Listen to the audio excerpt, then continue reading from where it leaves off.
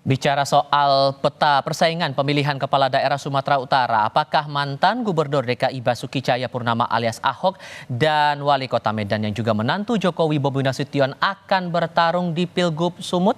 Kita diskusikan bersama dengan para narasumber. Bergabung saat ini politisi PDI Perjuangan Jarod Saiful Hidayat dan Direktur Eksekutif Indikator Politik Indonesia Burhanuddin Muhtadi. Selamat sore semuanya, apa kabar?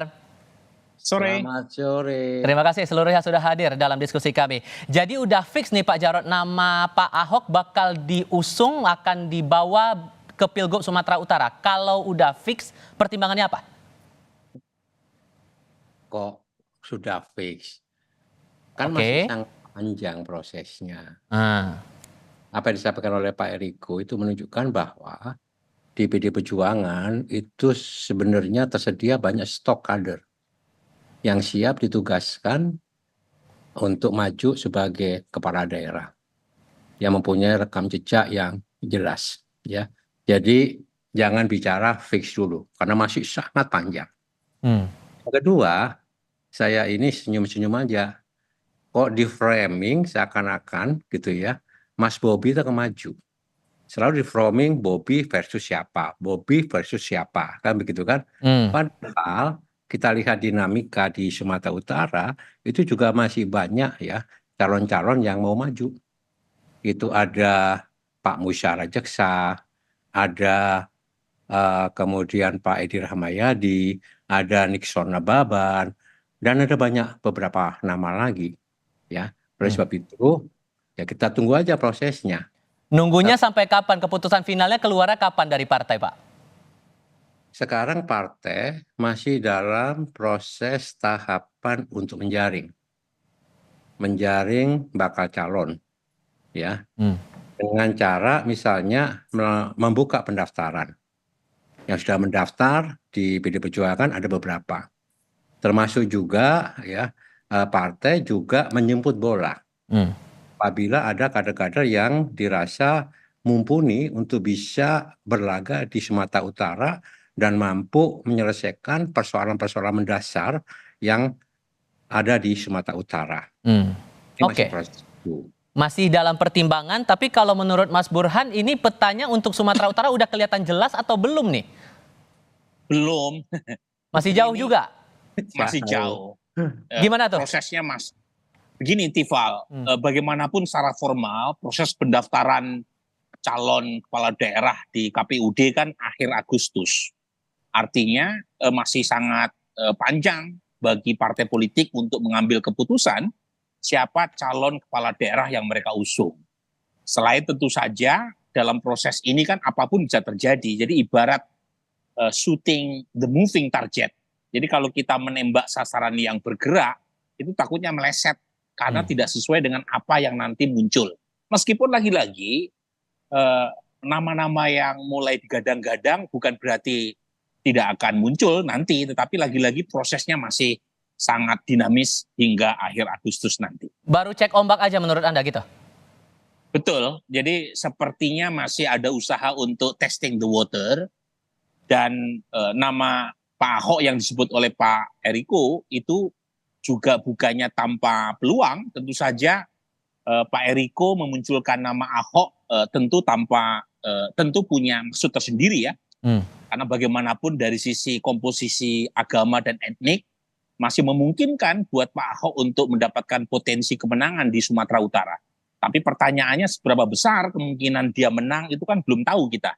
Dan seberapa besar Ahok mau. Karena kan konon Ahok sudah sedemikian terbaca keinginannya untuk maju di Jakarta. Jadi pernyataan belakangan ketika beliau mengkritik Pak Heru sebagai PJ terkait dengan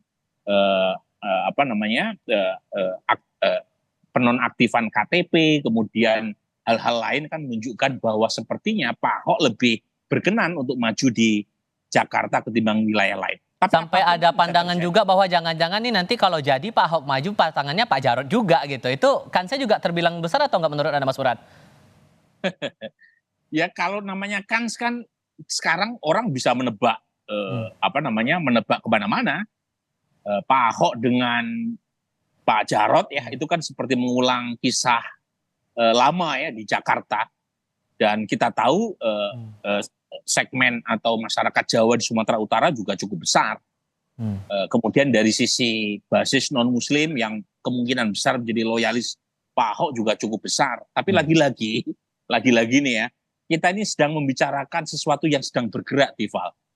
Belum tentu gitu ya, kejadian jangan-jangan Pak Jarod jadi calon gubernurnya, bukan cawagupnya. Jadi menurut saya terlalu dini kita melakukan proses tebak-tebak buah manggis sekarang. Oke, masih terlalu dini tebak-tebak buah manggis, tapi kalau di internal kan masih dalam penjaringan, udah kebaca dong seenggaknya dari awal gitu Pak Jarod, udah masuk berapa nama nih sampai sejauh ini?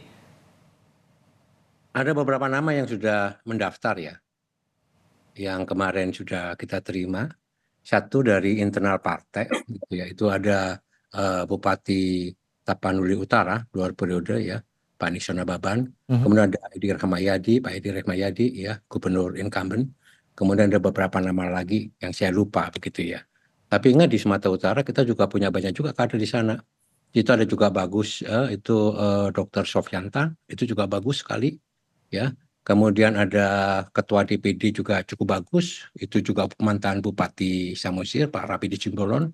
Kita juga punya sekretaris DPD yang sekarang ketua DPRD ya, itu Pak Dr. Sutarto ya. Artinya kita siap ya. Tetapi PD Perjuangan ini di Sumatera Utara itu kan sebetulnya bisa mengusung sendiri. Kita mempunyai 21 kursi ya. Ya.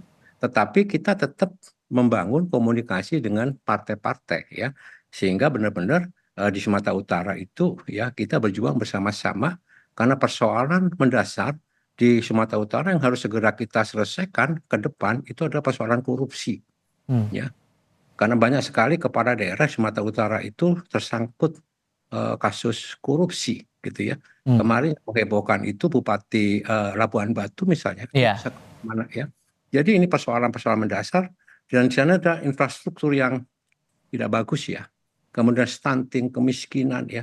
Jadi persoalan-persoalan seperti ini lebih baik kita bicara tentang apa yang harus dihadapi, apa yang harus diselesaikan, apa yang harus menjadi skala prioritas kalau kita ingin membangun Sumatera Utara supaya lebih baik lagi. Oke, kalau ya itu kan kalau yang mendaftar ke partai sejauh ini gitu kan ya Pak ya. Tapi kalau untuk nama-nama di luar yang mendaftar ke DPD, kayak nama Pak Ahok itu juga masuk dalam radar juga, masuk dalam pertimbangan juga. Nama Bapak kan beberapa orang juga menyebutkan kayaknya potensial juga tuh. Tentu saja gitu ya, semua nama akan dipertimbangkan dan nantinya akan dibicarakan secara intensif ya, didalami tentang potensi dan peluang-peluangnya. Karena persoalan bagi kita itu bukan hanya sekedar kita memenangkan pilkada, tapi setelah menang itu kita mau apa, ya kan? Kita mau melakukan apa? Perubahan apa yang kita kerjakan? Program apa yang kita jalankan? Itu dulu, bukan hanya sekedar menang. Ya, oleh sebab itu kita harus juga petakan modal apa yang dimiliki oleh kandidat. Ini harus lengkap. Satu, dia harus punya modal sosial yang kuat. Artinya dia dikenal, ya, dia populer dikenal dengan nama yang baik, misalnya ya, dia betul-betul punya akar, ya, dia punya modal sosial, itu penting. Yang dua, dia punya modal politik. Ada nggak partai politik yang betul untuk bisa memenangkan dia, ya, kandidat, gitu ya. Dan ketiga tentu saja modal finansial. Nah, ini juga akan dibahas, semua akan dikerucutkan dan khusus untuk ya calon kepala daerah ini akan ada forum khusus. Karena kita akan membahas 38 ya, maaf 37 ya, calon gubernur, wakil gubernur, dan ini nanti akan menjadi ranah dari hak prerogatif ketua umum. Oke, semua masih akan sangat strategis. Pertimbangannya kembali ke keputusan dari ketua umum. Tapi kalau Anda melihatnya Mas Burhan, PDIP masih memantau, mencari radar, membuka kesempatan siapapun untuk mendaftar. Ini masih kalah cepat nggak kalau kita compare dengan wilayah Jawa Timur begitu yang sudah ada nama yang kuat di sana?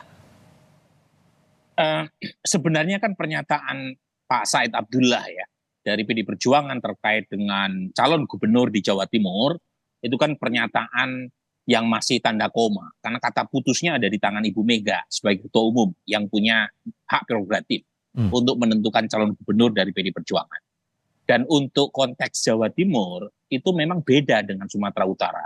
Di Jawa Timur itu gubernur incumbent Hovifah per hari ini itu surveinya cukup tinggi. Ya, 40% lebih rata-ratanya. Sangat dominan. Ini beda dengan Sumatera Utara. Jadi di Sumatera Utara ini masih banyak nama-nama yang bisa menciptakan kejutan. Jadi selain PD Perjuangan yang bisa mencalonkan sendiri tanpa harus koalisi, Golkar juga bisa. Karena Golkar mengalami kenaikan cukup tajam ya. Termasuk bisa menantang Bobi nantinya ya? 2000. Betul. Jadi Golkar juga punya kesempatan untuk bisa mencalonkan tanpa harus berkoalisi dengan partai lain. Dan Golkar punya figur wakil gubernur sekarang yaitu Pak Musa Rajeksah ya. Jadi lagi-lagi petanya tidak seterang di Jawa Timur sehingga partai-partai termasuk PD Perjuangan saya kira akan mengambil langkah yang lebih berhati-hati dalam memutuskan beberapa provinsi yang kunci seperti Sumatera Utara. Sehingga nanti yang akan jadi pertimbangan kalau Anda membacanya, melihat karakteristik dari para pemilih di wilayah Sumatera Utara nanti, hal apa yang bakal dipertimbangkan partai ke depan? Tentu yang pertama adalah faktor elektabilitas ya. Jadi peluang seberapa besar calon yang diusung oleh partai punya potensi untuk menang. Nah ini bagaimanapun sesuai dengan hukum besi partai politik karena mereka pengen ikut rombongan pemenang ya. Semacam bandwagon effect.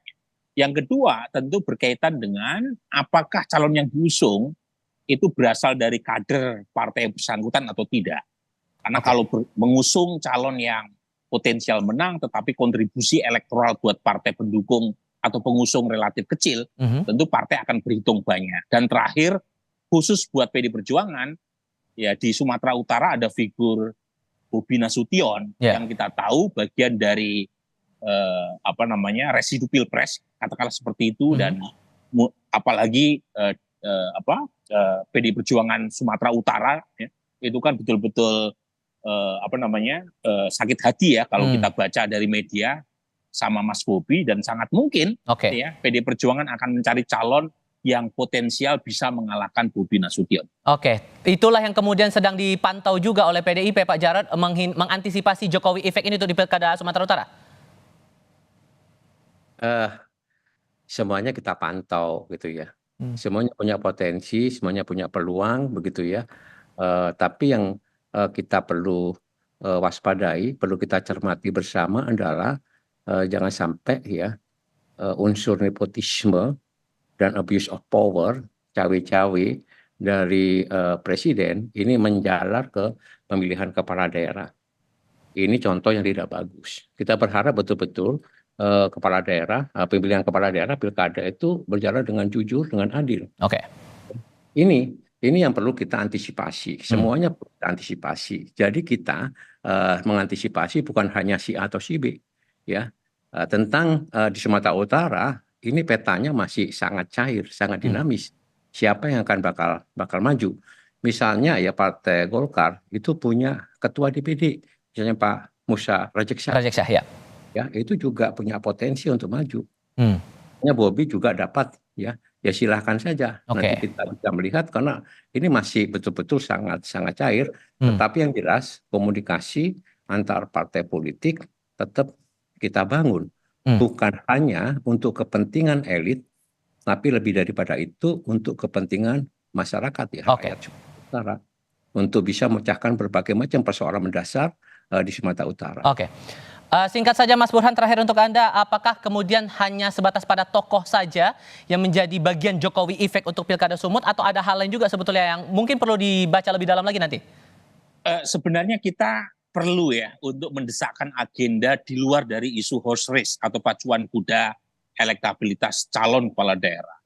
Jadi tadi yang disebut oleh Mas Jarod penting.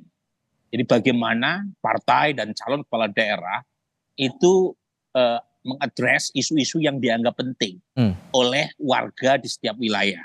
Jadi jangan sampai persoalan yang diharapkan oleh publik untuk diselesaikan itu hilang, ditelan oleh isu popularitas dan elektabilitas tokoh. Jadi kita perlu tahu misalnya apa yang harus diselesaikan oleh calon pemimpin di Sumatera Utara, di Jawa Timur, di Jawa Barat, di Papua dan seterusnya. Dan itu yang agaknya kurang begitu kelihatan dalam pentas elektoral di tingkat nasional maupun di tingkat lokal. Jadi kira-kira itu saran saya. Jadi perlu mengangkat agenda lokal menjadi isu yang harus diselesaikan oleh para calon pemimpin di tingkat kepala daerah. Pak Jarod Saiful Hidayat, terima kasih. Mas Burhanuddin Muhtadi juga terima kasih sudah hadir dalam diskusi kami kali ini. Selamat sore semuanya. Selamat sore. Terima kasih.